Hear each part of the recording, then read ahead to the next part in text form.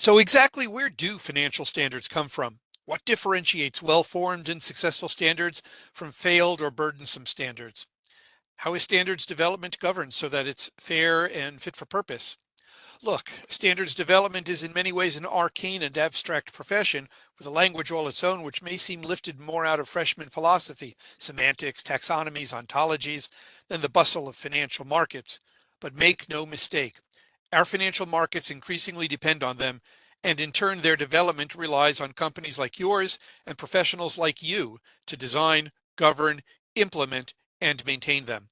No prior FDTA briefing event has done this, but we think it's important for financial sector professionals like you to know how development works.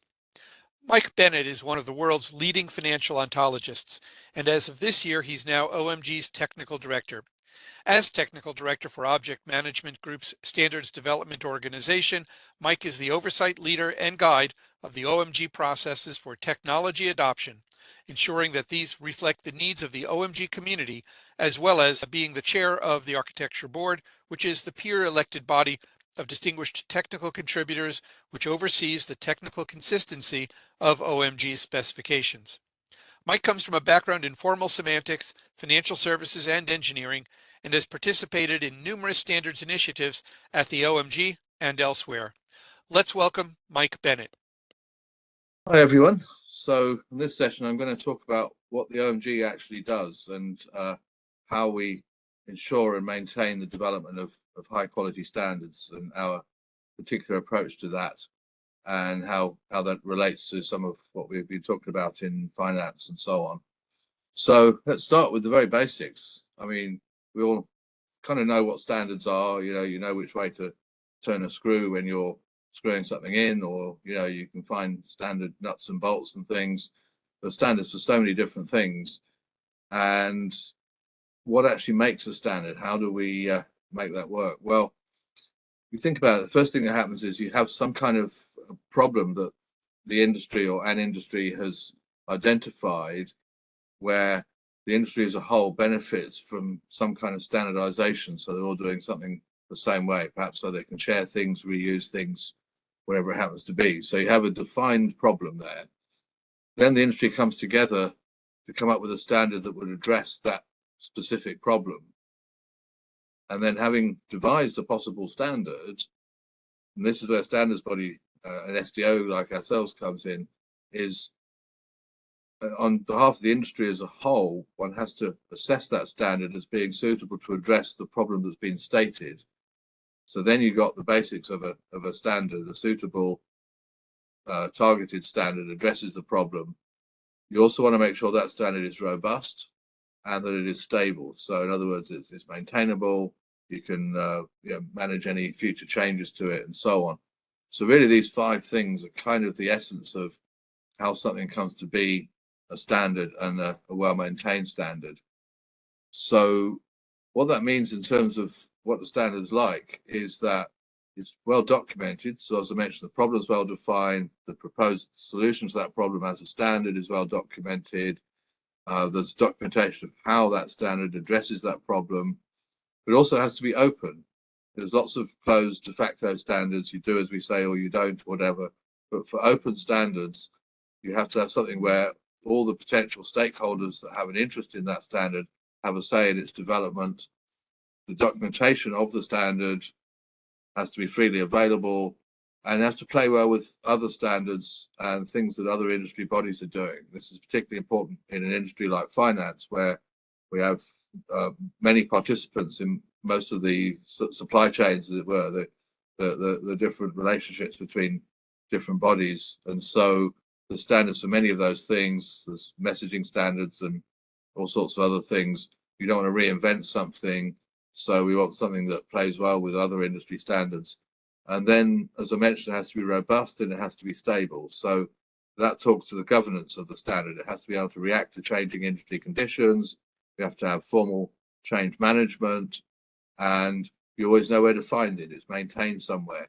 If you've got 2 or 3 people saying, oh, I've got the standard, here it is, then it's not really a standard. So there has to be some kind of clear maintenance and discoverable place where you can find it. And finally, it has to be fair. So This is what we do at the OMG as a voluntary consensus standards body. What we do is provide a neutral industry forum. We don't have an interest in which way one or another decision will go. We have to make sure that all the different stakeholders who have a say in that development, that their interests are respected and that their contributions to the standard are valued. So that's kind of where we come in, how we provide that kind of thing. So in the OMG sense, how do we deliver on those four things? Well, we have well-documented policies and procedures. These are defined by our entire community and they evolve. So occasionally new technologies or new requirements come along and we make stable incremental changes to those policies themselves. So there's a sort of continuous process improvement there so they can evolve to always meet the needs of the community and of course remain available to everyone. We're open, any organization, whether you're industry, academia, government, are all able to join the OMG, and all our specifications are available free to the public. And when you join the OMG, you get to see them before they're final and published and free to the rest of the public, so you have a part in the earlier stages of that due to openness where anybody is able to join. Our governance, I mentioned the need for being able to find the thing and stability and change management and so on. So we have a process that's been refined over 30 years. We've created over 250 specifications using that process, and the continuous revisions of those, I'd say those would run to several thousand fully documented revisions of each standard. And it's fair. We have a one member, one vote rule. So that ensures that the value of the technology that's put into publication is the thing, not the size of the supporting organization. So nobody gets to come along and say, well, I'm this big entity, therefore you'll do it this way. It's one member, one vote for all the different votes that we carry out as part of the standardization process. So who are we? Who's the OMG? So we're the standards organization. We're founded in 1989. As I mentioned, we've published at least 250 specifications, probably more by now, but that's a good round number. We've got more than 220 member organizations worldwide. We are a worldwide standard organization, by the way, and 15 of our standards have been ratified separately as ISO standards through the International Standards Organization. So we're, as I say, member driven and continuously evolving to remain current in this standards landscape. And I mentioned we got members worldwide. This is a long list, just to give you an idea. I'm not going to read them out to you. You can find a link there for the latest up-to-date list of our membership. So we've got members all over the globe in each of the different regions that are there. So from 1989 to the present, we've got the OMG as a whole, and the Standards Development Organization, the SDO. That's the part you're talking to now. Our mission as the OMG SDO is to develop technology standards that provide real-world value for a whole range of vertical industries. We bring together our international membership of end users, vendors, government agencies, universities, research institutions, and so on, to develop and revise these standards over time as technologies change throughout the year. So effectively, we're the venue that makes all these things happen. A number of well-known successes. When you think of OMG, you probably think of UML, the Unified Modeling Language. It's a very ubiquitous visual modeling language for designing software systems, all the way from use cases through to data models and process and so on. We also have a number of other standards, more than I can put here, but these are probably the ones you might be most interested in. So we've sort of extended in a similar way to UML, the systems modeling language, or SysML. So instead of just modeling software, it allows for the same kind of top-down model-driven engineering for a whole range of systems design, from the analysis through to design and validation and so on. We have something called MOF, the Meta Object Facility. This is actually the standard in terms of which many of our other standards are defined, including UML and SysML. So it's the kind of the meta level stuff. that underpins all our specifications. Also on the modeling side, you've got BPMN. It's a very well-known business process modeling notation that provides a business level view of processes. Those are modeling tools, but we also have what we call domain verticals. And in the financial vertical, two of the best known successes in this space are FIBO, the Financial Industry Business Ontology. This is an industry standard that precisely defines the terms and characteristics, that the meanings of all the concepts, if you like, for financial instruments, derivatives, everything around the financial sector. And we also have an identification standard called FIGI, the Financial Instrument Global Identifier. This is an open, free identifier that standardizes the way financial securities and crypto assets now are globally identified at the level of exchange and currency and so on. So it's not a direct competitor to some of those ISIN. It has a different level of detail, again, very well known and freely available. So those are some of our best known successes in that area. I mentioned ISO earlier. We have a relationship with ISO. In fact, we have relationships at several levels. So we have a PAS relationship, which is how we have a kind of fast track process that allows certain OMG standards to be fast tracked into full ISO IEC standard. So, for example, I mentioned BPMN and SysML. We also have CORBA, which you may have heard of. Those all are specific ISO standards as well through that fast track process. So that's one level at which we engage with ISO. But the way ISO works, it brings together mostly countries, but organizations that are standards development organizations that are international, like the OMG, are also able to have liaison relationships at the level of different technical committees, TCs, or sometimes subcommittees. And so we actually maintain a range of liaison relationships, including in financial services, the ISO TC 68, which is the TC for financial services.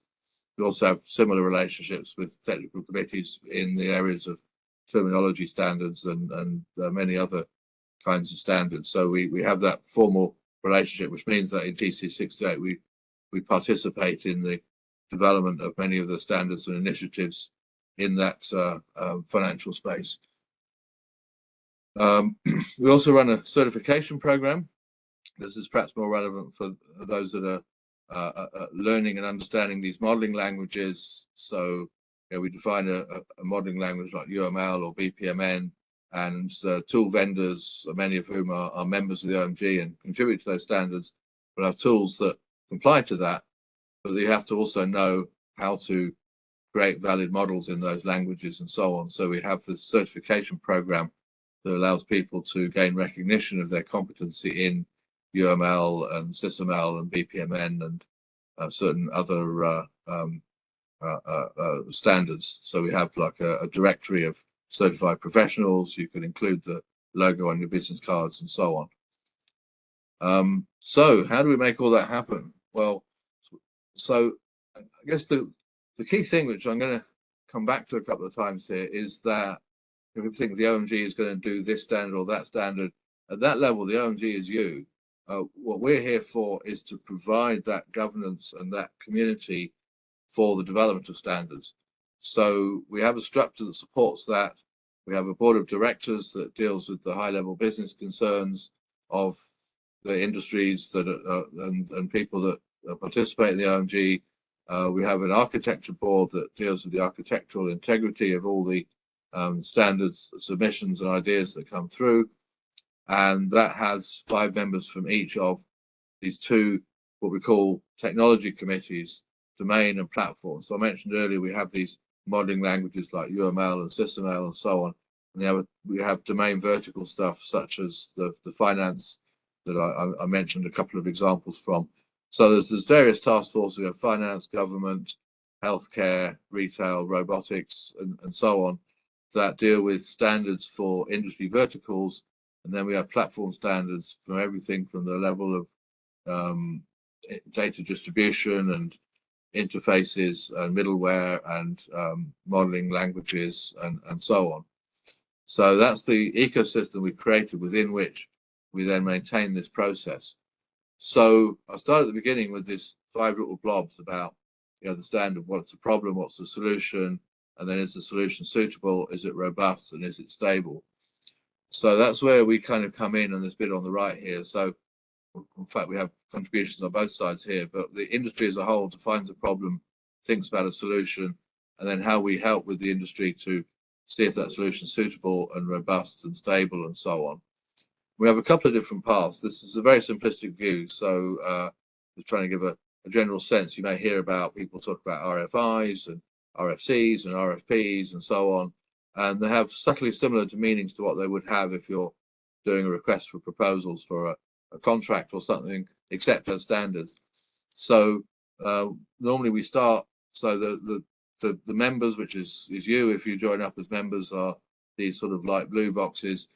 A task force will either identify a possible problem we don't know enough about and put out a request for information, or come up with a request for proposals for a potential standard. And very often the RFI route leads to industry responses, which helps that task force focus what the request for proposals will be. Then people from industry, yourselves, participants, will submit one or more potential specifications as a response to that. So the RFP is kind of a specification for a specification, if you like, which would be the standard, which goes through a process of review by the task force that's responsible for that, and then through the architecture board and other machinery in a process we call standard finalization. We have a slightly more fast-track process for when industry itself has already done those first 2 steps, has identified the problem and the potential solution. Then they bring the standard to us, and we have a request for comments to see if that standard is indeed suitable. Remember that third step is the standard suitable, and so we put it out for public review. Anybody anywhere can comment and respond, and then the task force looks at that, and at that point it starts to behave just like a specification through the RFP process. It goes through finalization and is then formally published, so that specification becomes a standard. So that's very sort of simplistic roadmap, just to give you a sense of what these different RF this and that are about. We have a bit more detail on that, which we'll just skim over in a moment. So the key thing here is that it's all about bringing everybody together, both in terms of our own membership, which anybody can join. And so you join the task forces, you either join a platform task force to focus on the technology solutions, or domain task force for those industry verticals like finance, to contribute to the maintenance of that process that we just saw. And in doing that, we're looking after stakeholders as a whole, the industry, government, solution vendors, and so on, the stakeholders. People have a stake in that standard being correct. And then what we, the OMG, do is we provide the infrastructure and process to hold all that together. So the actual creating of the standards is you, the members, on behalf of the industry as a whole. So how does that work? Well, if we take the RFI, RFP route, and again, remember those 5 blobs. So the problem, solution, is it suitable? Is it robust? Is it maintainable? So we have some market awareness of a problem. The task force gets involved right from the beginning here in creating the RFI. Then they look at those requirements and put out the RFP. Then whoever's in the industry out there as a whole is able to respond to that, will create a letter of intent. Members will submit proposals that are evaluated by the task force. And then it goes through from beta to finalization, through public beta testing and so on. And then finally, when we've had a chance to analyze any issues that anybody's raised, then we publish the first version X.0, so 1.0 or 2.0 or whatever, as a formal published specification. And then we go normally straight into a revision process to pick up any additional minor issues and continuous evolution of the thing. And then we kind of loop right back to, how we solve the industry problem as a whole. So that's our kind of basic RFI, RFP process. So effectively, we have these external conversations, and not just our members, but the wide world as a whole. There's RFIs, we put them out to the whole world. So this, what's the problem? What's the solution? We're kind of looking at the industry as a whole, and then we bring in all this governance stuff. And I mentioned that an RFP is kind of like a specification for a specification, and it's worth zooming in on that a little bit. So when you think of a standard is something that two or more different applications will conform to that standard as a whole, or in fact they could conform to specific conformance points that are published in the standard. You can say this piece of software conforms to OMG blah blah blah clause 3.7 or whatever. So you can conform to and assert conformance to various things in the standard. Now we normally call it a specification because until it's signed off, it's not yet a standard, but it does specify what those applications will conform to.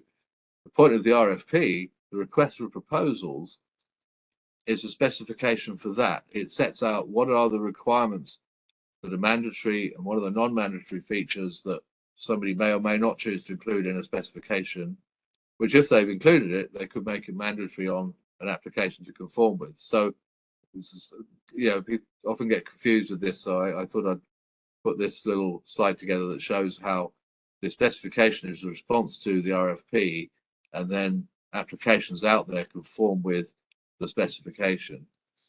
So that's the RFP route. I mentioned that we have the RFC route as well. If the industry already has both the problem and the solution, and maybe it's been in circulation for some time, we kind of hope it has. There's a kind of de facto standard. You want to take that de facto standard that's maybe created by an industry body, financial services industry body, for example, and bring it to the OMG as something that can then be defined as a formal OMG standard, and potentially also brought forward into the ISO standards world as well. So then we go the RFC process. The membership submits this RFC, the task force evaluates that, and then we go to that beta and public testing and finalization and revision as before. So that's a kind of fast track RFC process. So we have, again, this whole what's the problem solution? Is it suitable? Is it robust? Is it maintainable?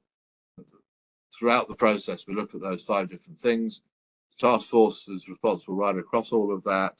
The architecture board comes in, it advises earlier very often, and you can always ask the AB to give advice on something. And then at each of those stages, the architecture board reviews what's been brought at that stage and carries out formal votes as to whether to recommend it to the technology committee to bring it to the next stage, which could be a beta 1.0 final and so on. So it's kind of a very formal set of processes there, but very open and flexible. So as a standards body, we have a number of formal liaisons. We also informally try and reach out to and engage with people in as many ways as we can. So not everybody on this page is a formal liaison, and we have many others in other industries and technical areas that I haven't included here. But I mentioned we have ISO, we got a liaison to TC68, the country body equivalent to that. So ISO, as I mentioned, is mainly countries plus liaisons like the OMG and other standards bodies. So here in the US, you have the American National Standards Institute, ANSI, and ANSI, like other national bodies like BSI in Britain, for example, has a shadow committee for the TC68. In this case, it's ANSI X9 is the financial industry standards. So that's the body in the US that shadows ISO TC68 and has representatives to that and contributes to that and votes on things that are going on there and so on. We're also very aware of and have good relationships with folks in XBRL. XBRL, I'm sure you know, is the business reporting standard. It defines using XML, using very advanced XML, a way of defining anything that's a financial report, or in fact any kind of report really, in a very complex structure called a taxonomy. And that's something that, linking into that taxonomy for reporting is a very interesting thing that we have been looking at. You've got the GLIFE. There's a thing called the Legal Entity Identifier, or LEI. This came initially out of the financial industry, although it's usable elsewhere.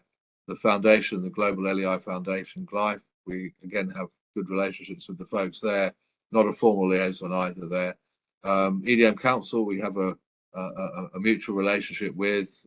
They developed and maintain the financial industry business ontology and brought it to the OMG for OMG standardization. We also have relationships with OASIS, a very well-known technical standards body, and of course W3C. We use a lot of W3C standards ourselves and kind of interact with folks there. And in the financial space, as you know, we've got the FIX standard for trading and front office communications and stuff, and ISDA that runs the FPML standard for derivatives and that. Again, we don't have formal liaisons there. We interact with them a lot, particularly within ISO TC68 and so on. So we're kind of all part of this big ecosystem with more and less formal relationships in different places and between these themselves, as you see from the national standards bodies and so on. So with that, we paused to see if there were any questions. Do feel free to mail me. Sorry, I should have put my email on here, but you can find me at bennett@omg.org. Thank you for listening, and yeah, thank you.